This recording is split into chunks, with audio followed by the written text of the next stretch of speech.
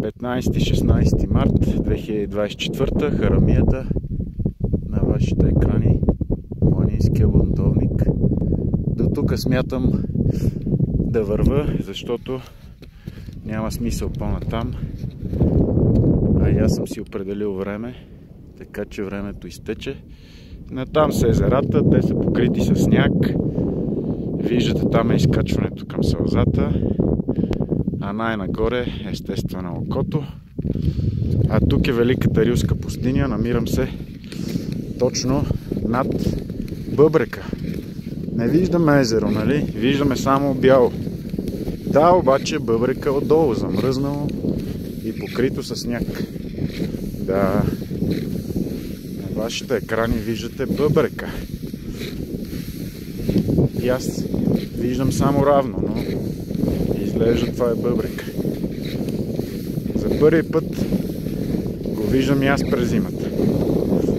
Обикновено винаги през лятото, когато е синьо. Но и така е хубаво. И така е много хубаво. Това е Великата Рилска пустиня, драги зрители. Както виждате, само върхове и сняг. И където ти поглед пустиня стигне. Бяла пустиня. Бъбрека. Да, това равното цялото в сняг е бъбрек. Не се майтапя. А там се го пускали. Някой ден и аз помня. Но за сега се връщаме назад. От 2415 метра.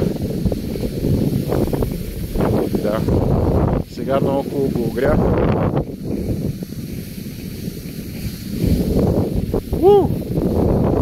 Красота! Ето го бъбрека.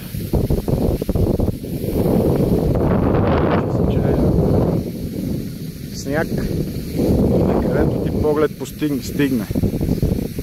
Опа! Завиваме.